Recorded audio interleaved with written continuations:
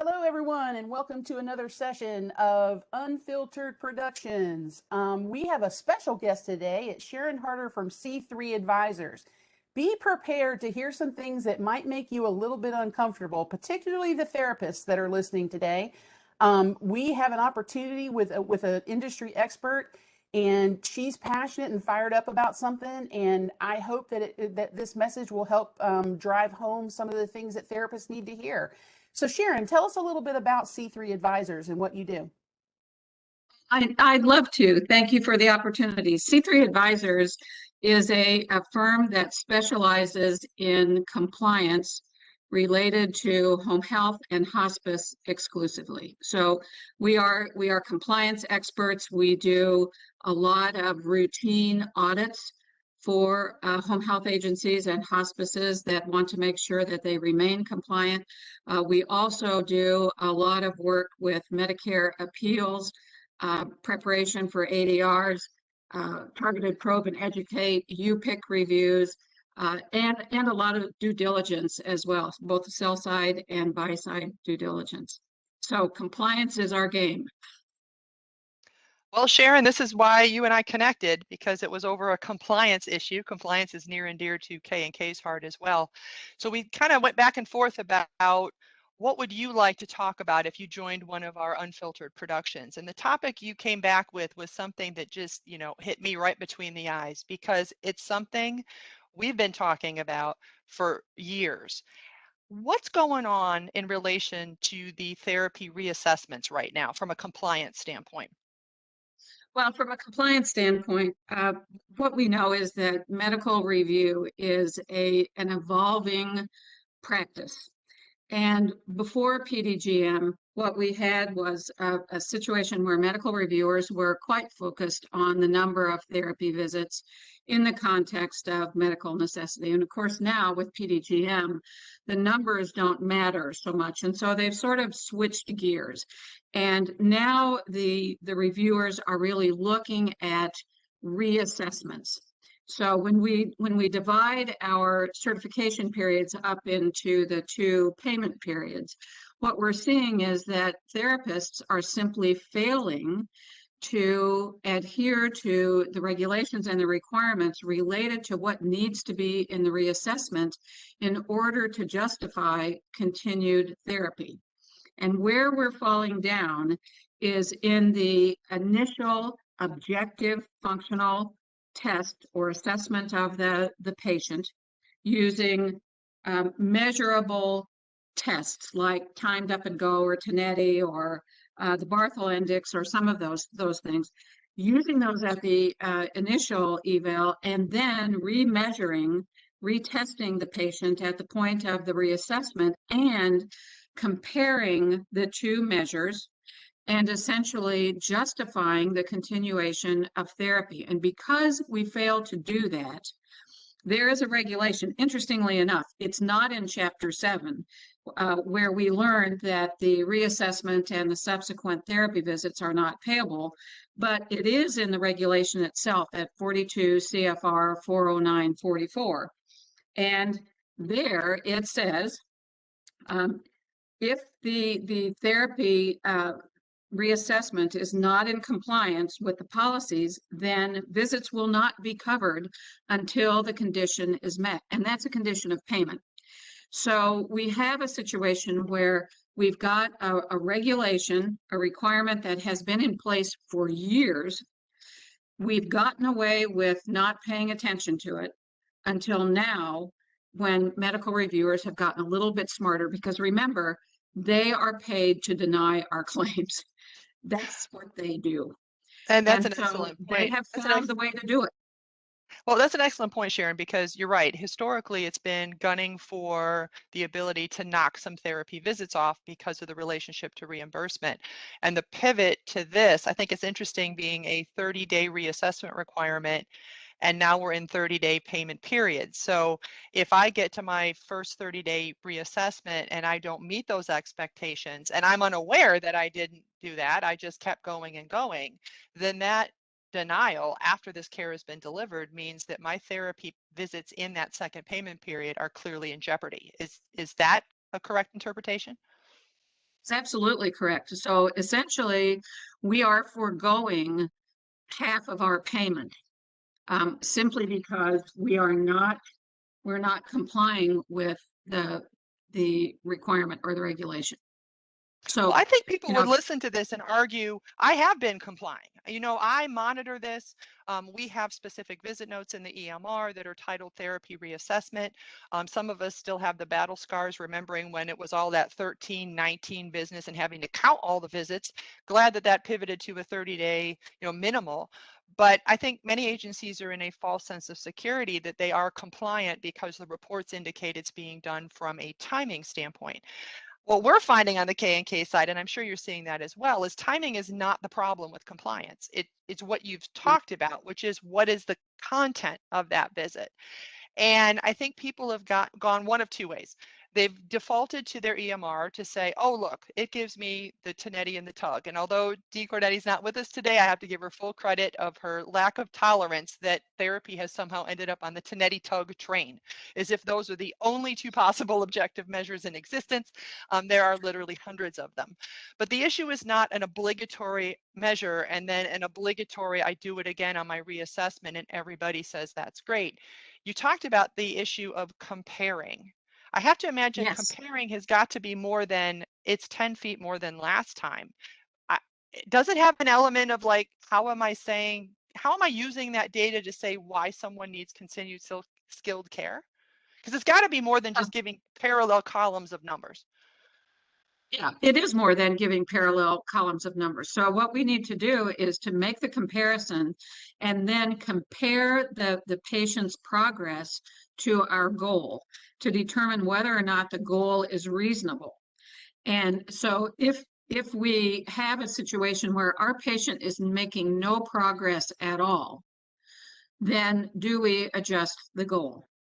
So there's a whole sort of thought process around continuing to assess the patient in terms of what we thought the patient could do versus what the patient is doing, looking at those goals and continuing to justify ongoing therapy.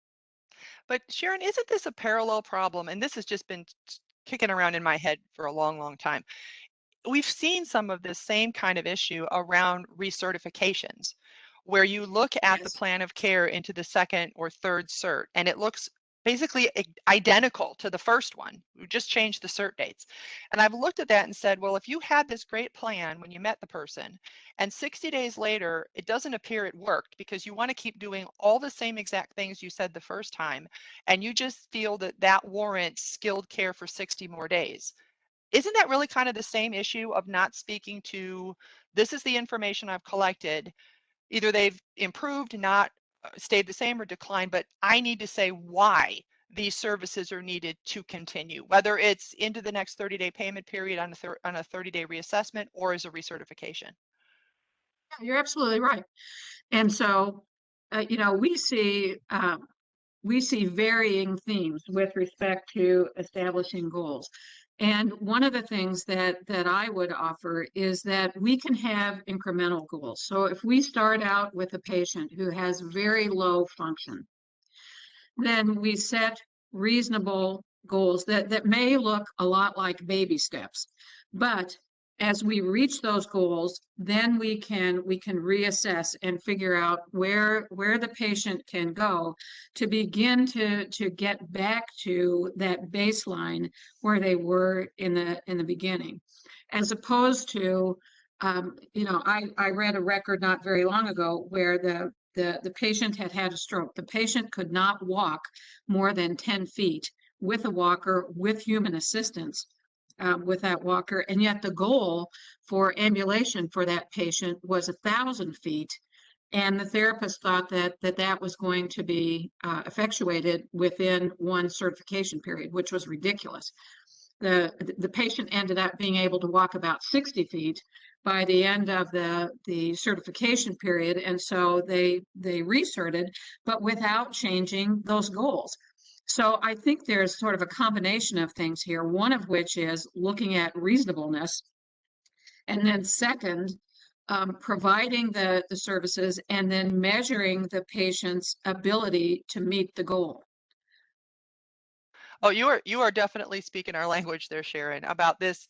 I like your use of the word incremental goal, because then people get Yes. tied up into, well, it's short-term and long-term goals. So I'll take that 1,000-foot goal. That's my long-term. And then I'll make my short-term 500. It's like, oh, ugh, what are we working on first before we get there? But I got a couple practical questions for you, things that are they're making Cindy, me I wanted wonder. to interrupt. I wanted to interrupt. Okay. It always cracks me up with therapy. I used to working in acute care and working in home health for so long. Is the max assist of 2 for 50 feet of gait. And Sharon, you just kind of ticked me when you said that. That's called ambu drag. And it's not really functional walking. And so, my thought always goes to, and I've heard Cindy and Dee say this a million times, is so you're walking that far for what? And that's Yes. what people need to ask themselves when they're setting those goals. But the term ambu drag was something we always used when we would review charts, and they'd say, max assist of 2 for 10 feet. And I'm like, wait a minute, you're carrying that patient to the bathroom, so that was cracking me up. So I'm going to be quiet now. Exactly. So Sharon, in terms of the time frames of what they're looking at, because you said that the pivot seems to have happened since PDGM was implemented. Are you seeing these kind of denials from early PDGM? Did they continue? Are they looking at data during the pandemic? Because I think some people are thinking we have a giant get out of jail free card for all things since the pandemic, that they're not going to look at records or not consider those. What are you seeing Well, in terms of the that timing of these? anyone who thinks that we have a get out of jail free card during the pandemic is just dead wrong. They are looking at 2021 services right now. And we're seeing this with respect to late 2020 and certification periods all through 2021. And they are being brutal with it. And the problem is that when you get that denial, there's almost no way to effectively argue against it. So this is something that is happening in the here and now, and we need to pay attention to it. Now, what if some folks say, I get it, Sharon, I want to be compliant, but it's a risk reward issue. If this happens, let's say we're 30 days into this episode of care and my therapist goes out and halfway does a reassessment. It's not the best, but if I look into my second 30-day payment period, I have enough nursing in there to, we're past the loop point just on them. So if I lost my therapy visits in the second 30 days, does it really matter? Well, yeah, it does. And the reason it does is that what we have to remember is that medical review starts out with data mining. And there are all different kinds of algorithms that are written to mine information from our claims. And so when we have a situation where there's a pattern present, that is an invitation for reviewers to continually come back to you with more and more and more ADRs.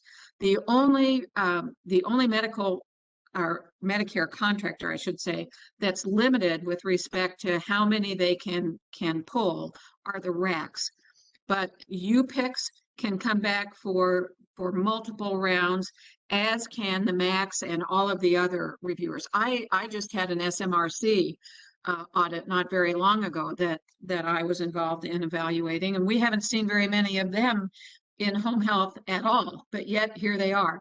So yes, it matters, and you have to look at the trends that you are creating with respect to your data and not just assume that you can blow it off and not worry about it.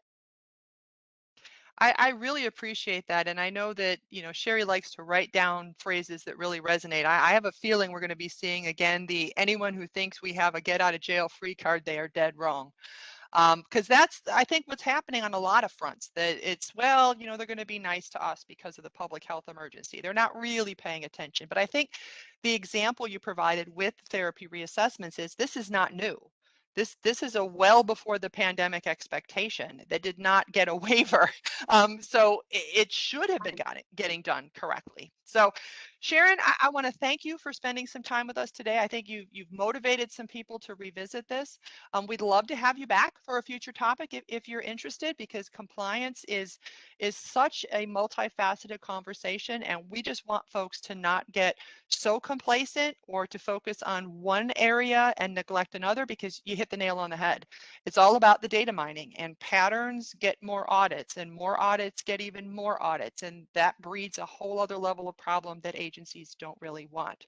So again, thank you, Sharon, and thanks to everyone who spent some time with us today. Thanks a lot. It was fun.